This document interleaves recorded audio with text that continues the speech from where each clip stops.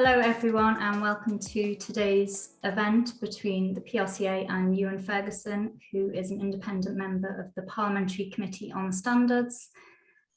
Just to say that today's webinar is being recorded, so I hope everyone's okay with that. And there'll be a chance at the end to ask some questions. Ewan's here to present the committee's report, Upholding Standards in Public Life, and whether they create the right balance between freedoms and restrictions within the lobbying sector. So I'll now hand over to Ewan to start the presentation. And yeah, at the end, we'll have some time for questions as well. Thank you, Ewan. Thank you very much. Good afternoon, and thank you very much for inviting me to this event. So I'm speaking today in my capacity as an independent member of the Committee on Standards in Public Life. I'm aware that the array of standards bodies is quite confusing, and that actually only today the Committee on Standards, which is actually a House of Commons body, published an update which actually touched on lobbying. Anyway, we're a different group of people, so I'll just explain a little bit who we are. In the course of this presentation, I'm just going to do a brief introduction into the work of the committee, a quick overview of the regime for standards, and give a quick outline of our view on how we think the regime needs to change. So the Committee on Standards in Public Life is an independent committee that advises the Prime Minister on the arrangements in place to uphold high ethical standards. It's sponsored by the Cabinet Office, and we have a small secretariat working there to support us. We have 7 members, 4 of whom are independent, and that obviously includes myself, and 3 of whom are representatives of the Conservative Party, the Labour Party, and at the moment the Liberal Democratic Party. So the Committee on Standards in Public Life was set up 25 years ago by Sir John Major, and it was the first body that set out and promotes the 7 principles of public life that underpin ethical conduct in the public sector. So that the first chair of the committee was Lord Nolan, and so those are known as the Nolan Principles. Over the past quarter of a century, we've produced a number of reports and recommendations which have led to the establishment of a number of important ethics regulators in central government. But the key point to note about our role is that we aren't ourselves a regulator, so we aren't specifically involved in individual cases, although of course we take a very, very keen interest in everything that's going on in that sphere, because it's highly relevant to making sure you have in place the right structures for regulation. We are free to choose our own work programme. So there's really 3 categories of things that we look at. First of all, we try to look forward to emerging issues. So, for example, in 2020, we produced a report on artificial intelligence and public standards. Sometimes we're reacting to an urgent issue. So, for example, in 2017, Theresa May asked us to look at intimidation in public life following the murder of Jo Cox. And then quite often we look back at previous areas of interest to see how they are working in practice. So we tend to keep an eye on things we've reported on, how it's going, and we'll often revisit those areas. I think one of the things that really struck me when I joined the committee was just how evidence-based it is. So before we produce our reports, we will interview, speak to, read a huge amount of material. So we seek information, views and opinions from as wide a range of participants as possible. And the cross-party and independent nature of the committee is a real strength for us. So just turning now to lobbying. So periodically we have examined the arrangements in place that regulate lobbying. We published a report on lobbying in 2014. and transparency around lobbying was one of the 4 key areas of focus in our recent report, Upholding Standards in Public Life. The PRCA contributed very, very helpfully to that report, and we were very, very grateful for their contribution to that review. So both our 2014 and 2021 reports started from the same position, which is that lobbying is an important and legitimate aspect of public life in a liberal democracy. Free, open and equal access to ministers and MPs is an essential part of a functioning democracy, and obviously allows all manner of people like campaign groups, charities, businesses and trade unions to present their case to elected decision makers. And PR professionals are a real enabler and help in that democratic process.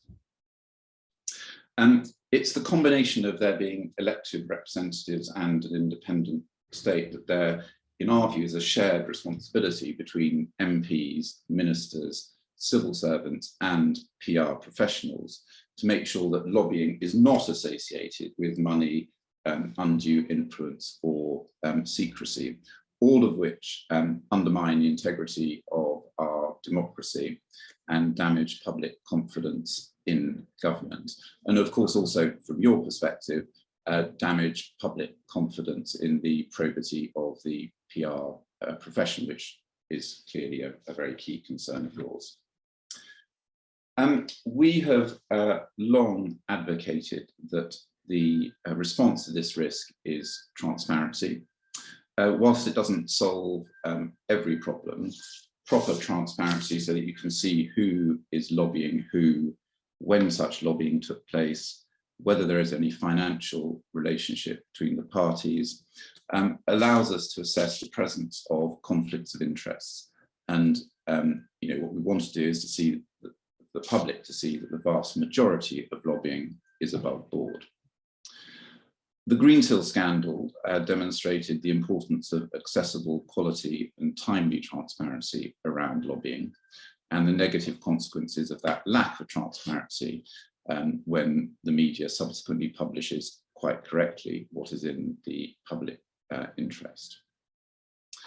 I thought I'd just describe very briefly the current regime around lobbying and then just come on to what we see as the essential shortcomings of that regime. So at the moment, the regime is split across 2 systems.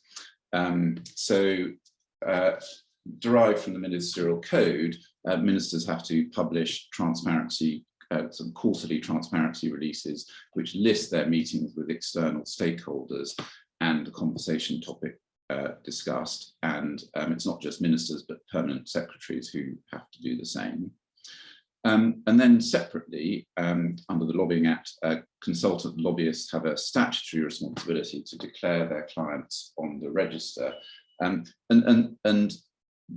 this was really driven to avoiding anonymous lobbying, i.e.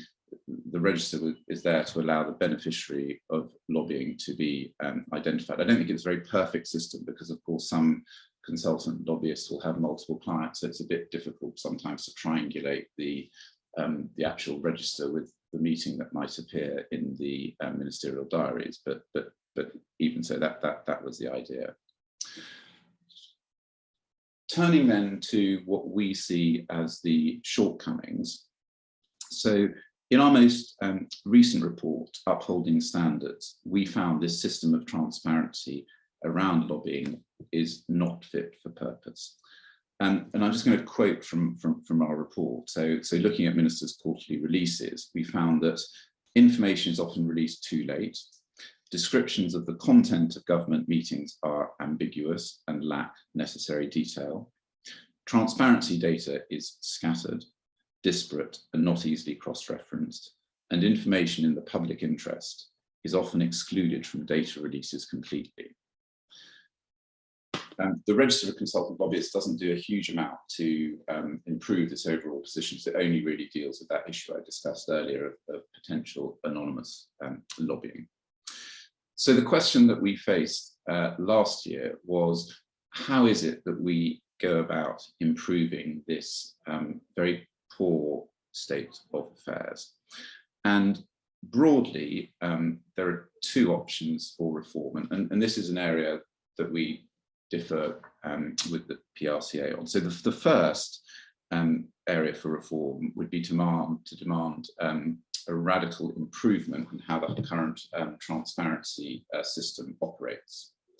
The second would be to amend the 2014 Lobbying Act so that all those who lobby, and not just consultant lobbyists, have to declare their interests in the statutory register, which incidentally, I think if you went that route, would probably mean that to avoid duplication and confusion, you would simply scrap the departmental transparency releases.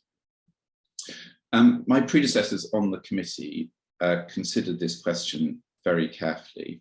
I'm very aware that the preference of some stakeholders, including the PRCA, is for an expanded statutory register. However, where we came out was in favour of seeking changes first to the existing system. And this was really for three reasons. First of all was a point of efficiency. Statutory change is quite a long, drawn out and uncertain process, and it might be years before any new legislation took effect. And we therefore felt it was better to try and improve the existing system before we scrap it for something new. And the second was a very important point of principle. I'm going to quote from our report again. So we believe and said in our report that the obligations of open government should fall on the shoulders of ministers, special advisors, and senior civil servants, rather than those making representations to them.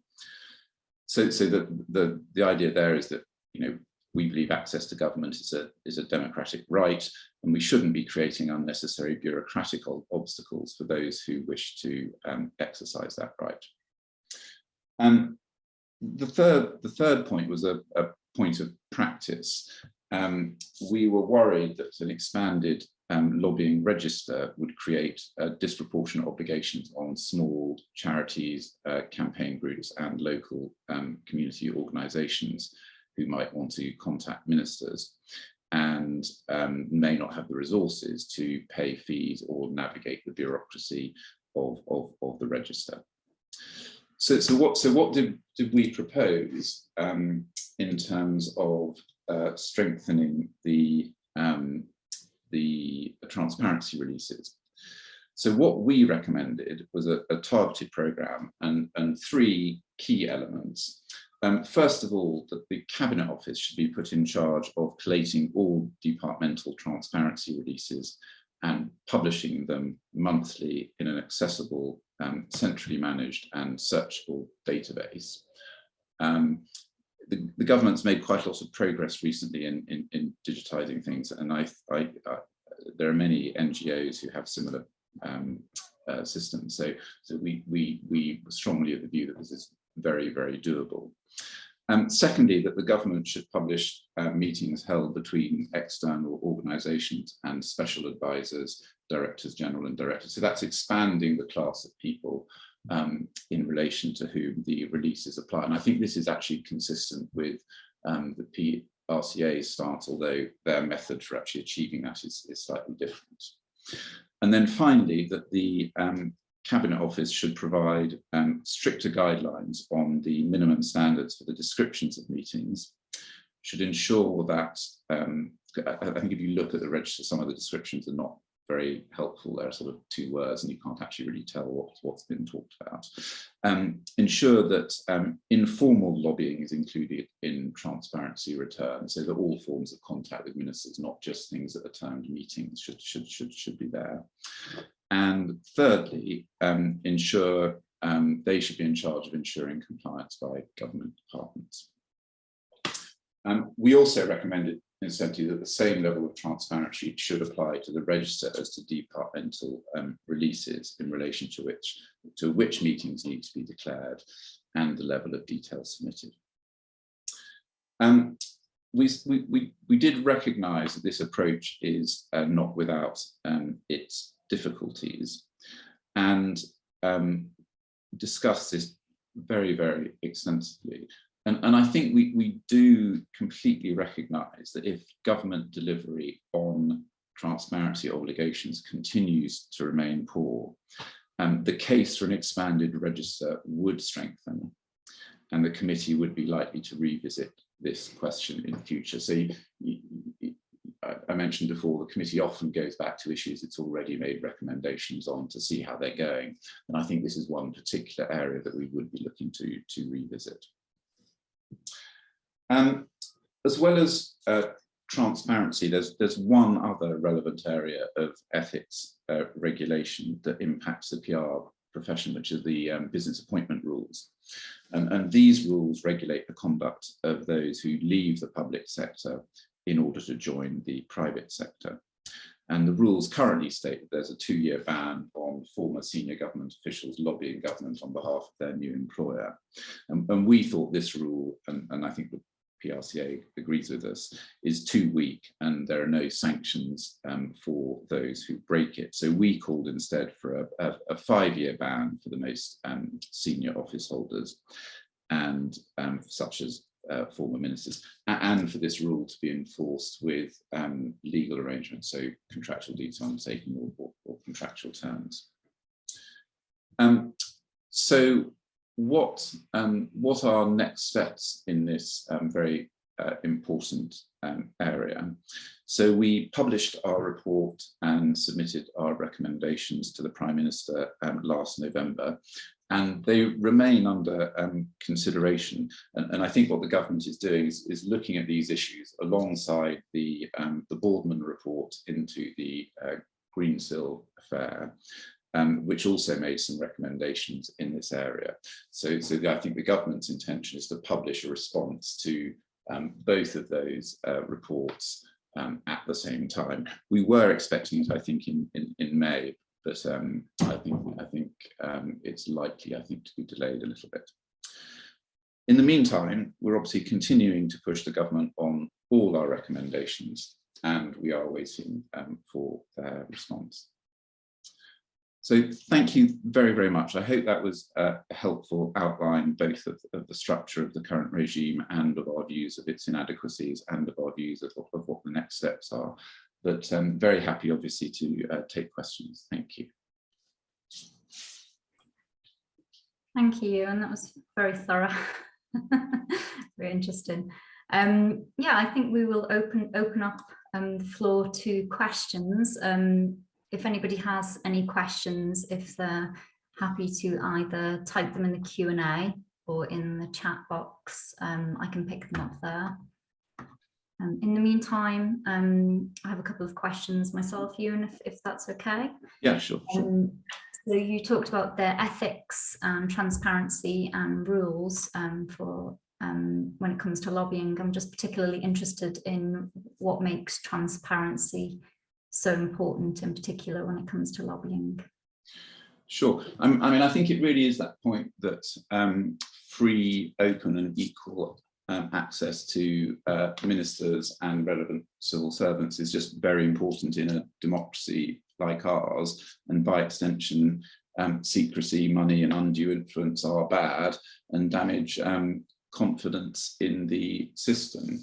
And transparency is key because, of course, it allows anyone who's interested, whether they're press or members of the public or political parties, to see whether any conflicts of interest exist, and allows the public, hopefully, to see that the lobbying is above board. And I mentioned, and this, I think, just from our perspective, more generally feeds into the reputation of the state for doing business in a sort of above board way, open and transparent way, which is hugely important to our reputation, not just domestically, but also abroad. And then obviously less a matter of us and for us and more a matter for you. The reputation of the industry is important to you. I mean, it's sort of by extension important to us because it is part of the same ecosystem. And you know, when we look at these things, we quite like all elements of the ecosystem to be operating on a relatively level playing field. Yeah. Can I ask in relation to that as well? Why is it that government departments in particular often miss their own targets for transparency? So, I mean, I think this is, I mean, you're right, so the obligation to deliver sits within the departments, and it's usually the minister's private offices who are running the process of departmental transparency releases.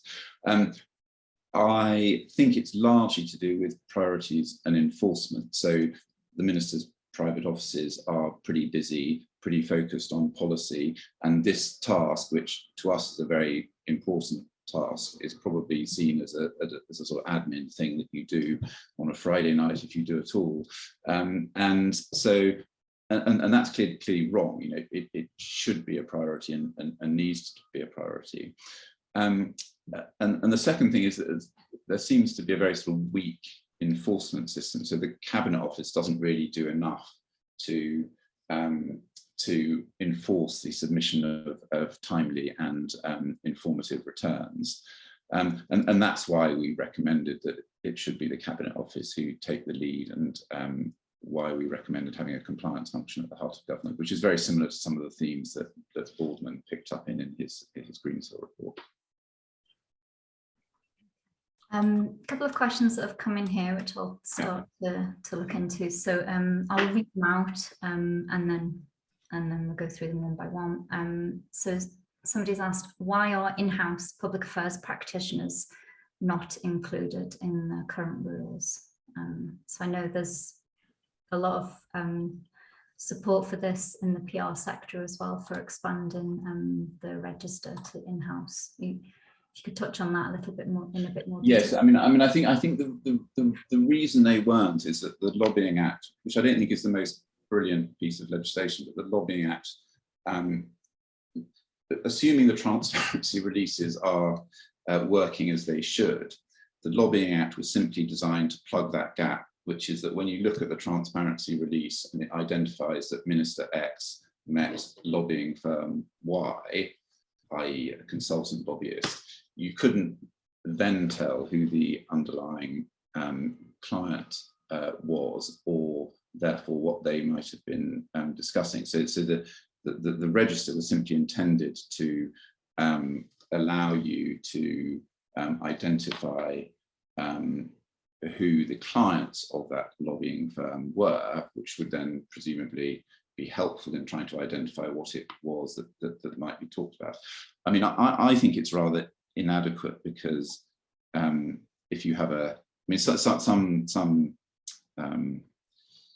lobbyists may have it in any quarter, may have multiple clients, and so you then have to try and work out which of the ones were relevant to the particular meeting. So it's not a very perfect system. And then as to the reason why we don't recommend the register being expanded to include in-house lobbyists. I mean, we obviously recognise that we shared the concern when the Act was passed that only 10% of lobbyists were covered. But I think it goes back to the point I made before, which was that from our perspective, we think that rather than extending the scope of the Act, the main burden of transparency should fall on ministers and civil servants, rather than being punted on to the industry. And the point around, if the current system could be improved, then we wouldn't need legislation to do it, which is, you know, legislation, particularly at the moment, is quite problematic. We've had a comment in the chat related to this, so I'll just read them out. So there's 2 points. I strongly agree with those with requiring those working in-house to register in the same way as consultants, but is that possible without new legislation? And secondly, on extending the ban on ministers advising companies in a sector related to the department to 5 years, that feels very long, especially if a minister has lost his or her seat as a result of an election. Some have gone on to become head of trade associations, for example, and it's hard to know what kind of a job a minister could get if it excludes the area of expertise. So there's two separate issues there. I don't know if you want to. I mean, to be honest, I think one of the interesting things to me is that on the COBUS office, that people recognise that a degree of flow between private sector and both MPs and ministers is actually potentially quite helpful, because it expands the body of expertise that's available in Parliament. The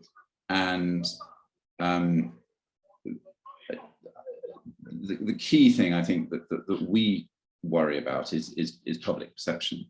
So public perception of the revolving door is quite a sort of hot issue that is not very easy to get rid of unless you have quite strict rules in place.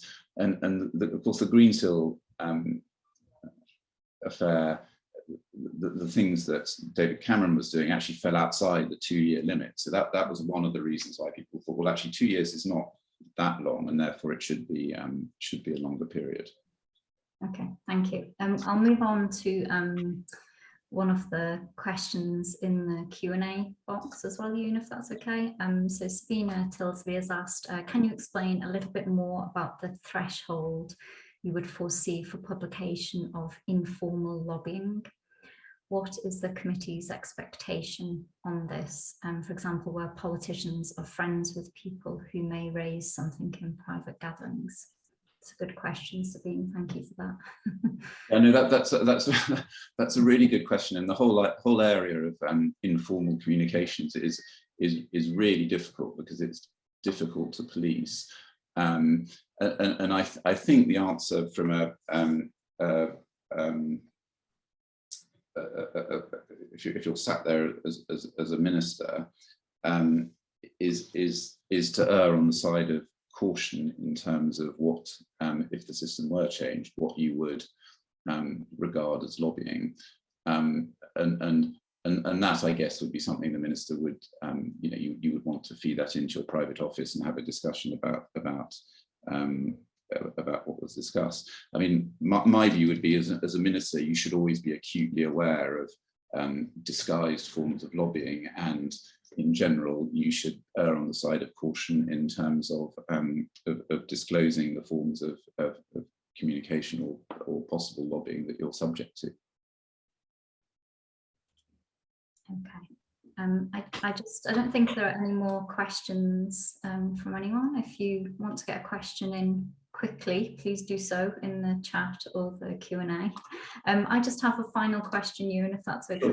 Yeah, I think that's fine. I just wanted to ask if there are no improvements on transparency around lobbying going forwards, could you see a time where strategy change would be completely necessary? Yeah, I mean, I think our view is that we're on record of saying that if the speed and level of detail in transparency releases don't improve, that very much helps advance the case that the lobbying register could be expanded, and we have very explicitly said that we will keep this under review. Now, obviously, it is our preference that it's the system of transparency that gets improved rather than going down this route, but certainly it's not impossible, and I don't know when exactly we'll look at this issue again, but I would imagine in relatively short order. Thank you.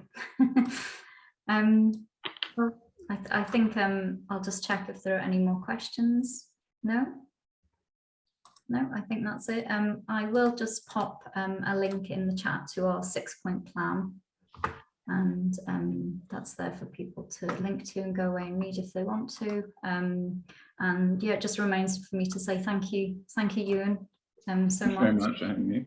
For the presentation. That was really informative, and really found it very useful. Thank you. And thank you for everybody for attending today. Perfect. Thank you very much. Thank you, Ewan. Thanks. Bye-bye.